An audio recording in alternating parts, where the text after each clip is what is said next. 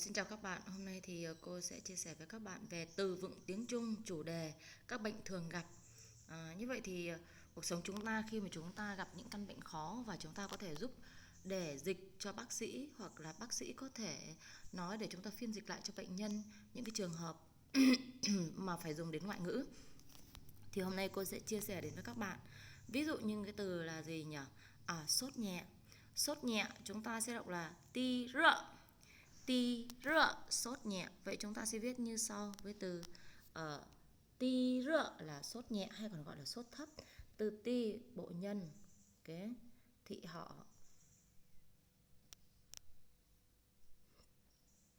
Ti rợ, chữ rơ là chúng ta có bộ thủ và cửu,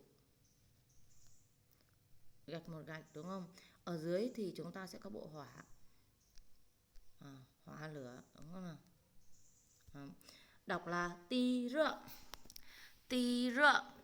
Ti rợ là sốt nhẹ. Ví dụ bây giờ chúng ta sẽ hỏi là tha hiện tại 怎么样啊? Tha hiện tại 怎么样? Anh ấy hoặc là cô ấy hiện tại như thế nào rồi? Thì chúng ta nói là hiện tại ti rợ là hiện tại chỉ có sốt nhẹ thôi. Đó là chúng ta sẽ giúp cho các bệnh nhân để người ta hiểu được cái tình trạng sức khỏe nhé các bạn nhé. Ti rợ, okay, sốt nhẹ. Vậy thì sốt cao chúng ta sẽ nói là gì? Sốt cao chúng ta sẽ có từ cao rợ. Cao rợ. Vậy chúng ta sẽ giữ lại chữ rơ là nhiệt, tức là thân nhiệt. Còn từ cao thấp đó là cái biến đổi cái nhiệt trong cơ thể. Vậy thì cao có lẽ là gì? Từ 38 độ trở lên chúng ta đã cao rợ, đúng không? Sốt nhẹ thì là 37.5 chẳng hạn, ví dụ như vậy. Chứ còn 39 là nhất định là phải nhờ bác sĩ xử lý rồi, đúng chưa? Chúng ta sẽ đọc là cao rợ. Cao rợ. Tha hẳn cao rợ là gì? Anh ta sốt rất cao. Vậy thì cô sẽ viết dùm cho các bạn từ cao là gì? Từ cao, bộ đầu, bộ khẩu, bộ khuynh trống và bộ khẩu. Chúng ta sẽ đọc là cao. Thông thường chúng ta sẽ nói tha hẳn cao, anh ta rất cao. Nhưng hôm nay chúng ta nói về tình trạng sức khỏe, chúng ta sẽ nói là gì? Tha hẳn cao rơ. Chữ rơ chúng ta giữ lại, bộ thủ, bộ nhiệt ở dưới, hỏa lửa. Cao rợ. Cao rợ là sốt cao. Vậy thì có những cái tình trạng diễn biến của sốt như thế nào? Có cái từ rét run nữa, chúng ta đọc là gì đây? Hẳn trăn. Hẳn trăn tức là chiếm lạnh không à? Rét run bần bật. Hẳn trăn. Hẳn trăn là rét run. Chúng ta sẽ có những từ như sau. Từ hẳn này các bạn thấy khó viết, nhưng mà thật sự các bạn biết thì rất là dễ nhé. Cô sẽ viết vào đây, đó chính là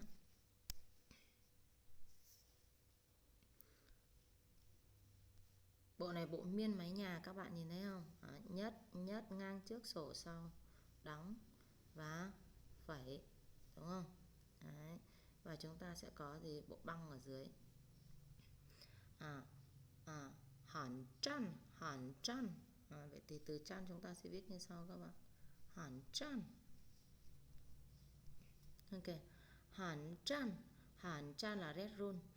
Hiện tại 他的身体很差啊. Ok. Hẳn trăn. Hẳn trăn là rét run. Không biết là các bạn có cần cô viết ra như vậy không? Nếu không thì cô chỉ đọc cho các bạn học nhanh thôi nhé. Thấu thung là gì? Đau đầu. Thấu hấn thung, đầu rất là đau. Tha tờ thấu hấn thung, đầu của anh ta rất là đau. Như vậy thì cái từ thấu có nghĩa là đầu. Tại vì khi mà ra máy chiếu, ra cái phần YouTube các bạn, thì nó sẽ không có thể nào mà phóng lớn lên trên màn hình được, và chữ nó rất là nhỏ. Vì vậy cô mạn phép cô sẽ phóng lớn lên cho các bạn ha. Thấu thung là đau đầu. Thấu hấn thung là đầu rất là đau. Thấu các bạn chấm trên, chấm trái, chấm trước, được chưa? Thấu thung. Bộ này là bộ nạch tập bệnh á. Thấu thung, hảo thung cũng giống nghĩa nhau nhé. Ok. Thấu thung. Thấu thung. Chúng ta có từ sư miễn là mất ngủ. Chúa thiên, chúa thiên là gì? Hôm qua chúa thiên tha sư miễn là tối hôm qua anh ta mất ngủ. Sư miễn, sư miễn là mất ngủ. Hồi hộp đọc làm xin chi là hồi hộp. Chuột rút trâu chin là chuột rút. Sốc là gì? Siêu khựa là sốc các bạn nhé. Đau răng chúng ta sẽ đọc là giá thẳng. Vậy thì giá hấn thẳng chúng ta sẽ viết như sau. Giá thẳng.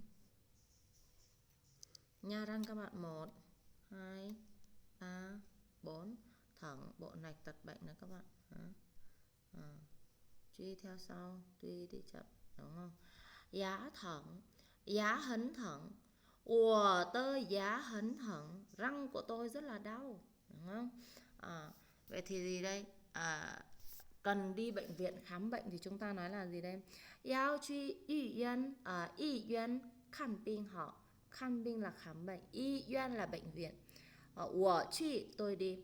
Wo truy y yuan khám bệnh, tôi đi bệnh viện khám bệnh. Vì sao? Tại sao vậy? Bởi vì wo tơ giá hấn thẳng. Răng của tôi rất là đau. Hoặc là mình nói là wo phát sao là tôi phát sốt rồi. Hoặc là tôi đau bụng quá, đau dạ dày quá, chúng ta sẽ nói là gì đấy?胃痛. Tu chứ hẳn thông, bụng rất là đau.胃thông là đau dạ dày. Thì trong cái khu vực bụng của chúng ta thì có rất là nhiều cái đau. Thế thì là khi mà mình giúp bạn mình phiên dịch á, để cho bác sĩ người ta hiểu là bạn mình đau cái gì. Đau khớp chúng ta nói là gì đó? Quan chĩa thông. Đau khớp nhé, quan chĩa thông, đau khớp. Đau khớp này thì các bạn thấy là cái căn bệnh này rất là lâu dài. Vì vậy là khi mình muốn phiên dịch là tôi đau khớp chứ không phải tôi bị gãy xương chẳng hạn, thì chúng ta sẽ nói là quan chĩa thông, tôi đau khớp, đúng không nào? Vậy thì đau lưng chúng ta sẽ nói là yao thông, yao hẳn thông rất là đau lưng. Giãn cơ, giãn khớp, giãn dây chằng ví dụ vân vân, thì chúng ta sẽ có những cái từ ngữ để chúng ta phiên dịch cho bác sĩ cũng như là bệnh nhân hiểu được nhau mà hỗ giúp nhau nhé. Yao thông tức ngực, đau ngực. Sung thông tức ngực, sung thông. Sung hẳn thông, ngực rất là đau, tức ngực khó thở vân vân.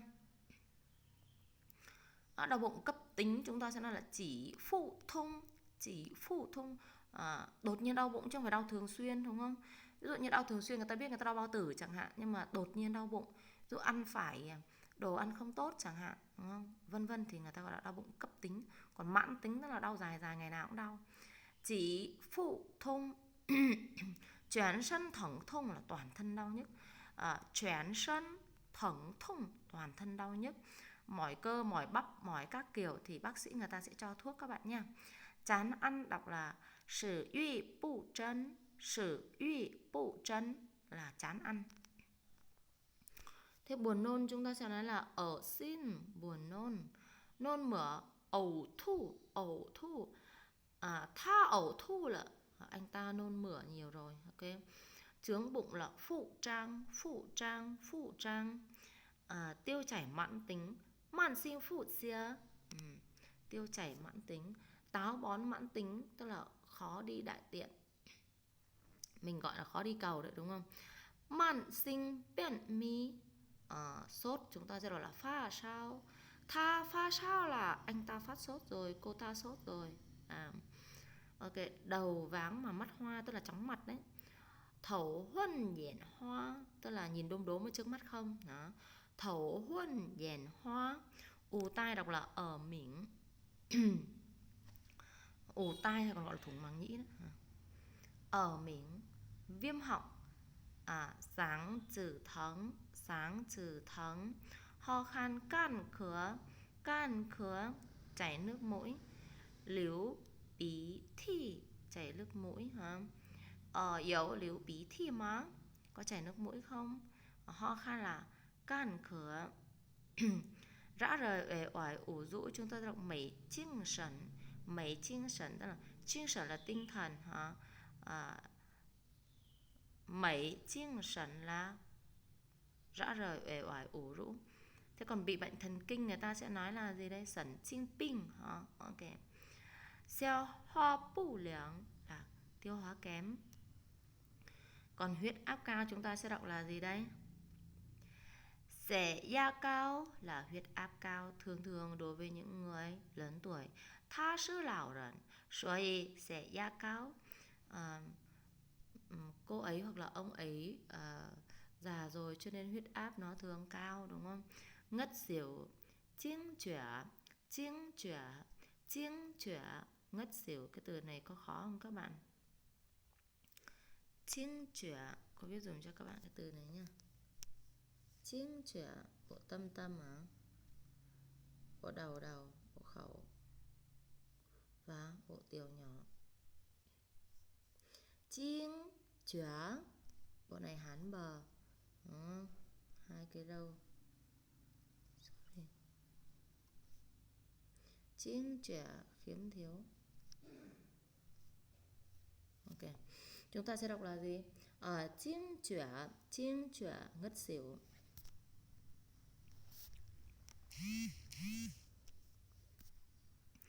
Và chúng ta sẽ có những mẫu câu đàm thoại ngắn. Hôm nay tôi không thể đi học, hoặc là hôm nay tôi không thể đi làm được.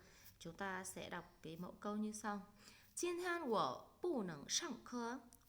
今天hôm nay, tôi 不能 không thể, 上课 lên lớp. Hoặc là 今天我不能上班. Hôm nay tôi không thể đi làm. 上班 đi làm, 上课 lên lớp. Nỉ binh lắm á, bạn ốm rồi à? Nỉ binh lắm á, bạn ốm rồi à? Ủa binh là tôi ốm rồi. Ủa cằn mau là tôi bị cảm rồi.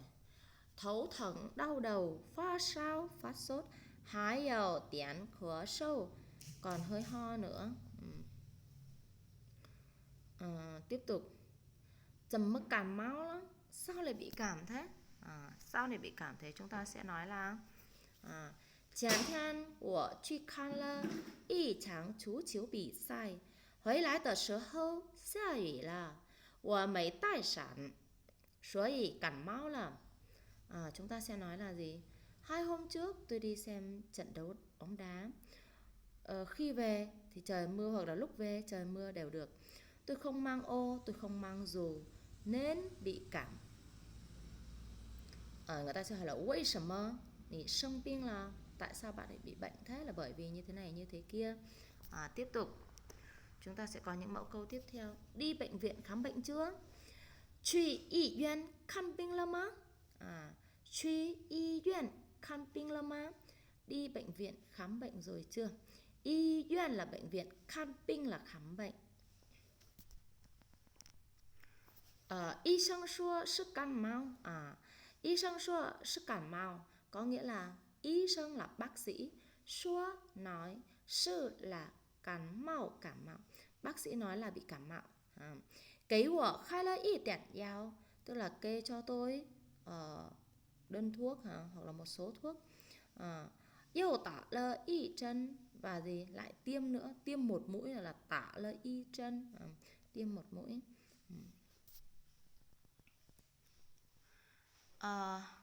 Truy hảo siêu sĩ thiên, tốt nhất nên nghỉ ngơi một ngày ha.